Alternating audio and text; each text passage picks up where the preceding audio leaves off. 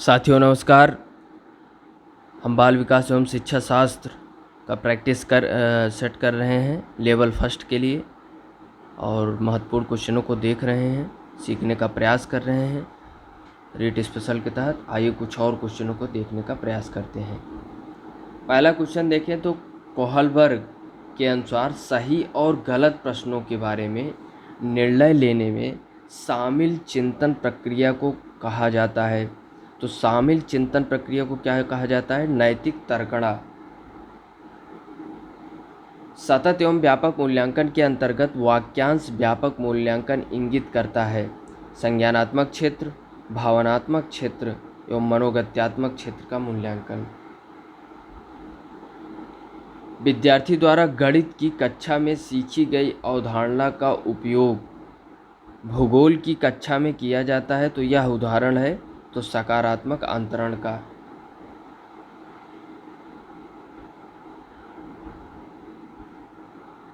किशोरों के संदर्भ में निम्नलिखित में से कौन सा कथन सर्वाधिक उचित है?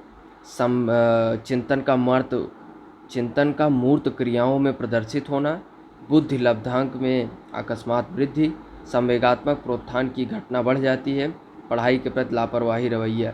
तो किशोरों के संदर्भ में सर्वाधिक उचित है संवेगात्मक प्रोत्थान की घटना बढ़ जाती है। व्यक्तित्व विकास से एक महत्वपूर्ण भूमिका का निर्वाह करता है। तो व्यक्तित्व विकास की जो महत्वपूर्ण भूमिका है, परीक्षाओं की संख्या एक महत्वपूर्ण भूमिका का निर्वाह करता है। इसमें हमें बताना है कि व्यक्तित्व विकास में से एक महत्वपूर्ण भूमिका का निर्वाह होता है। तो जो व्यक्तित्व विकास है, जब उसका विकास हो जाता है तो किस भूमिका का निर्वाह होता है? आनुवंशिकता और वातावरण का मिश्रण, परीक्षाओं की संख्या, आनुवंशिकता और वातावरण।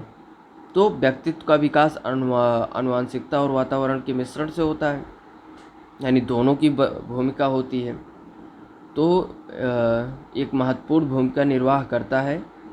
तो परीक्षाओं की संख्या, व्यक्तित्व विकास से परीक्षाओं की संख्या एक महत्वपूर्ण भूमिका का निर्वाह करता है। शिक्षक की सबसे मुख्य जिम्मेदारी क्या है? कठोर अनुशासन बनाए रखना, विद्यार्थियों की विभिन्न अधिगम शैलियों के अनुसार सीखने के मौके उपलब्ध कराना, पाठ योजना तैयार करना और उसके अनुसार पढ़ाना, यथासंभव क्रियाकलाप का आयोजन करना। तो विद्यार्थियों की विभिन्न अधिगम शैलियों के अनुसार सीखने के मौके उपलब्ध कराना ही सबसे उपयुक्त जिम्मेदारी है शिक्षक की। विचार न केवल भाषा को निर्धारित करते हैं बल्कि उसे आगे भी बढ़ाते हैं। तो यह विचार जीन पियाजे महोदय के द्वारा दिया गया कि विचार न केवल भाषा को निर्धारित करते हैं बल्कि उसे आगे भी बढ़ाते हैं। कक्षा में प्रभावी अनुशासन बनाए रखने के लिए शिक्षक को क्या चाहिए कि वह क्या करे? विद्यार्थी जो करना चाहते हैं करने दें, विद्यार्थियों से कड़ाई से व्यवहार करें, विद्यार्थियों की कुछ समस्या हल करने के लिए दें, यानी कुछ समस्या हल करने के लिए दें, और या फिर बी और सी। तो विद्यार्थियों को कुछ समस्या हल करने के लिए दें और प्रभावी अनुशासन बनाने के लिए शिक्षक की भूमिका है। इन सब में सबसे उपयुक्त यही है। सामान्य विद्यार्थी एक के साथ यदि आपको एक नेत्र बाधित विद्यार्थी को पढ़ाने का अवसर प्राप्त हो तो आप उससे कक्षा में किस प्रकार का व्यवहार करना चाहेंगे? तो व्यवहार पढ़ लेते हैं, उस पर अतिरिक्त ध्यान नहीं देंगे क्योंकि इससे अधिकांश विद्यार्थियों की पढ़ाई में बाधा पहुंचती है।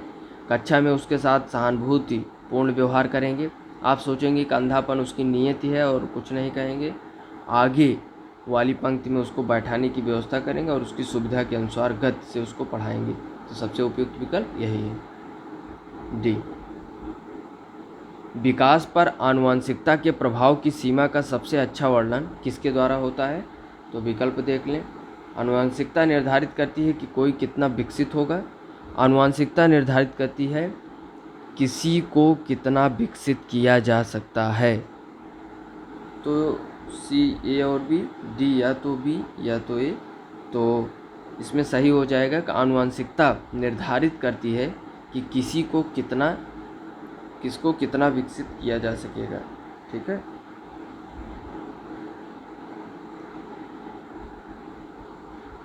अगले क्वेश्चन की बात करें, यदि आप बच्चों को सिखाना चाहते हैं तो बच्चों से सीखिए।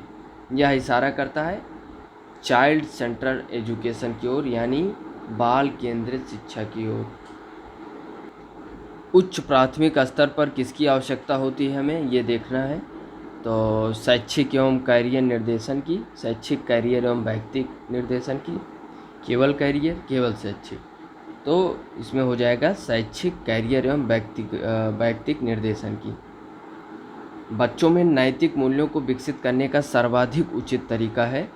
तो तरीका देख लें, प्रातःकालीन सभा में बच्चों को नैतिक उपदेश देना, विद्यार्थियों के सामने एक परिस्थिति रखना और उस पर निर्णय के लिए कहना, शिक्षकों एवं बड़ों द्वारा नैतिक मूल्यों को प्रदर्शित करना, विद्यार्थियों की नैतिकता और अनैतिकता के बीच अंतर करना। तो सबसे उपयुक्त हो जाएगा कि शिक्षकों एवं बड़ों द्वारा नैतिक मूल्यों का प्रदर्शित करना। कक्षा में 5 शारीरिक विकलांग बच्चे हैं तो खेल के कालांश में उन्हें कैसे क्या करेंगे, एक कोने में बैठा देंगे कि केवल आंतरिक खेलों में हिस्सा लेने कहेंगे, केवल सभी विद्यार्थियों के साथ खेलने के लिए जोर डालेंगे, अन्य बच्चों के साथ उचित खेलों में हिस्सा लेने के लिए प्रोत्साहित करेंगे। तो सबसे उपयुक्त विकल्प हो जाएगा 5 शारीरिक विकलांग बच्चों के लिए कि जो उनके लिए सूटेबल खेल हो उसी के तहत उनको जो है शिक्षक प्रोत्साहित करे, आगे बढ़ाए और खेलने के लिए प्रोत्साहन प्रदान करें। जीन पियाजे के अनुसार अनुकूलन है, यानी अनुकूलन द्वारा होता है। तो आत्मसातकरण, व्यवस्थापन, अनुभव। तो आत्मसातकरण तथा व्यवस्थापन ये दोनों होता है। सृजनवाद में, तो सृजनवाद में शिक्षा चाइल्ड सेंटर्ड होती है, यानी बाल केंद्रित होती है।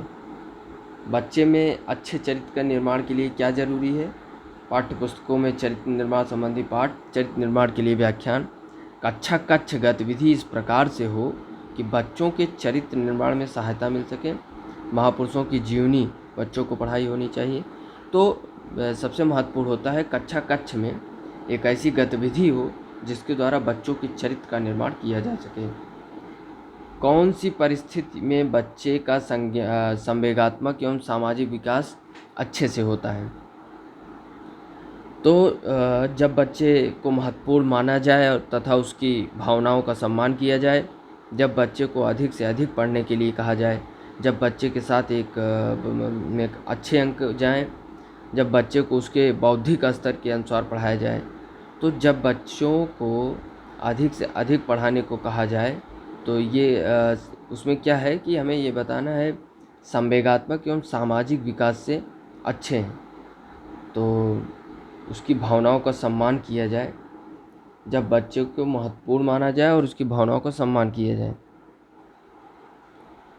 तो चूँकि संवेगात्मक एवं सामाजिक विकास से अच्छे हैं तो यही हमारा सबसे उपयुक्त विकल्प हो जाएगा कि बच्चे को महत्वपूर्ण माना जाए और उसकी भावनाओं का सम्मान किया जाए, और जिससे क्या होगा कि वह सामाजिक विकास में उत्तरोत्तर वृद्धि होगी।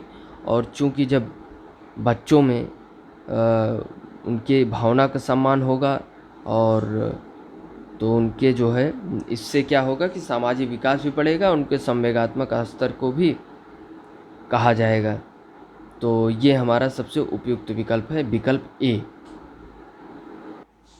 निम्न में से कौन सी परिस्थिति सृजनात्मकता को बढ़ाने में सहायक होती है। तो सृजनात्मकता को बढ़ाने में कौन सी परिस्थिति सहायक है। सीखने हेतु सीमित अवसर, बच्चों को उत्तर याद करने के लिए कहा जाए, किसी समस्या को समाधान बता दिया जाए, जब बच्चे को स्वयं करके सीखने के लिए अधिक से अधिक अवसर दिए जाएं, तो यही सृजनात्मकता को बढ़ाती है। गतिविधि आधारित शिक्षण पर बल देता है। तो क्या बल देता है, सभी विद्यार्थियों की सक्रिय भागीदारी। गतिविधि आधारित शिक्षण जो है इस पर बल देता है कि सक्रिय भागीदारी के साथ वे अपने काम को करें।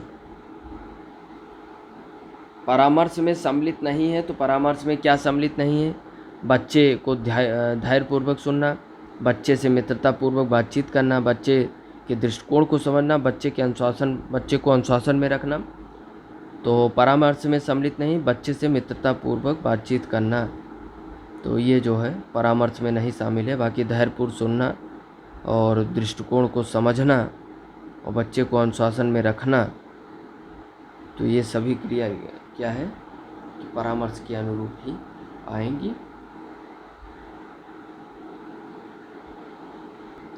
राज्य स्तर पर कक्षा 1 से 8 तक की पाठचर्या का निर्माण करती है। तो SCERT द्वारा, राज्य की इकाई द्वारा पाठचर्या का निर्माण किया जाता है 1 से 8 तक। मध्याह्न भोजन के दौरान उच्च जाति के विद्यार्थी निम्न जाति के विद्यार्थियों के साथ एक पंक्ति में भोजन करने से इनकार करते हैं। तो इस पर आप क्या करेंगे? आप विद्यार्थियों को एक साथ बैठकर भोजन करने के लिए सहमत कर लेंगे। तो यही सबसे उपयुक्त विकल्प है इसमें, क्योंकि और क्या किया जा सकता है, उनको समझाया जा सकता है। और सभी मनुष्य एक समान हैं, सभी बच्चे एक समान हैं, और सबकी मूल भावनाएं भी एक समान होनी चाहिए।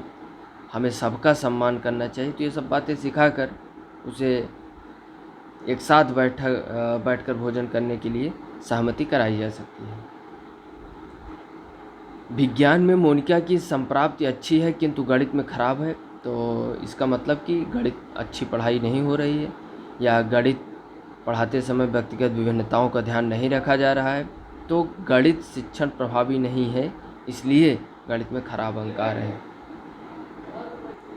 एक शिक्षक की नियुक्ति सुदूर गांव में की जाती है, जहां पर ग्रामवासी अशिक्षित हैं तथा विद्यालय भवन एवं पेयजल का भी अभाव है। गांव में कार्य करने में सबसे बड़ी बाधा है। तो समस्या समाधान हेतु प्रेरणा का अभाव, ये जो है विद्यालय भवन एवं पेयजल का जो अभाव है, ये गांव में कार्य करने की सबसे बड़ी बाधा होती है। कि जो समस्या है उसको समाधान ना करके वहाँ से कतराना और वहाँ ना जाना।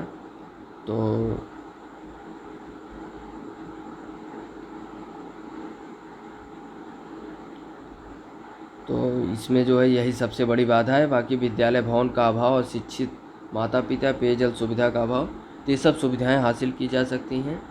और एक शिक्षक समाज का निर्माण करता होता है, तो वह बहुत ही बेहतर तरीके से इन समस्याओं को टैकल कर सकता है। अधिकतम प्रबलनकारी प्रभाव के लिए दिया गया रिवार्ड होना चाहिए: उत्तर प्राप्त होने के तुरंत बाद, उत्तर प्राप्त होने के ठीक पहले, उत्तर देने के साथ साथ, उसी क्षण, उत्तर देने के बाद, पर्याप्त विलंब के पश्चात। तो उत्तर प्राप्त होने के तुरंत बाद हमें प्रबलनकारी प्रक्रिया को अपनाना चाहिए, जिससे जो है बच्चों को प्रोत्साहन मिले और वो आगे से और अधिक क्वेश्चन को बताने के लिए प्रेरित हो। नया प्रगतिशील शिक्षा शास्त्र प्रदर्शित करता है। तो अधिगम में निर्धारण, अधिगम का निर्धारण, अधिगम के लिए निर्धारण, अधिगम के साथ साथ निर्धारण। तो नया प्रगतिशील शिक्षा शास्त्र अधिगम के लिए निर्धारण प्रदर्शित करता है। 5वीं कक्षा से ऊपर के विद्यार्थियों द्वारा की गई त्रुटि का संकेत माना जाना चाहिए।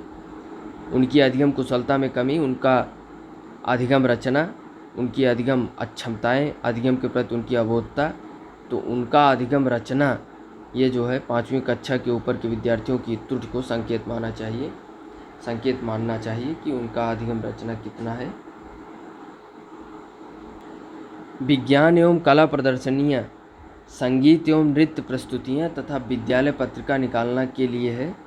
विभिन्न व्यवसाय के लिए विद्यार्थियों को प्रशिक्षित करना, विद्यालय का नाम रोशन करने, अभिभावकों को संतुष्ट करने, शिक्षार्थियों को सृजनात्मक मार्ग उपलब्ध कराने। तो विज्ञान एवं कला प्रदर्शनियाँ, संगीत एवं नृत्य प्रस्तुतियाँ तथा विद्यालय पत्रिका निकालना, यह सभी क्या हैं? शिक्षार्थियों को सृजनात्मक मार्ग उपलब्ध कराने से संबंधित है। समावेशी शिक्षा उस विद्यालयी शिक्षा व्यवस्था की ओर संकेत करती है। तो किस विद्यालयी शिक्षा की ओर? जो केवल बालिका शिक्षा को बढ़ावा देने की आवश्यकता पर बल देती है, जो सभी निर्योग्य बच्चों को शामिल करती है, जो उनकी शारीरिक, बौद्धिक, सामाजिक, भाषिक या अन्य विभिन्न योग्यता स्थितियों को ध्यान में रखे बगैर सभी बच्चों को शामिल करती है, जो विशेष आवश्यकता वाले बच्चों को विशिष्ट विद्यालयों के माध्यम से शिक्षा देने को प्रोत्साहित करती है। तो समावेशी शिक्षा उस विद्यालय शिक्षा व्यवस्था की ओर संकेत करती है कि जो उनकी शारीरिक, बौद्धिक, सामाजिक, भाषिक या अन्य विभिन्न योग्यता स्थितियों को ध्यान में रखकर बगैर सभी बच्चों को शामिल करती है। यानी ये नहीं कि इन योग्यताओं को ध्यान रखे बगैर सभी बच्चों को शामिल करती है कि उनका शारीरिक कैसे है, उनका बौद्धिक किस तरीके से है। तो ये रहा हमारा प्रैक्टिस सेट। धन्यवाद।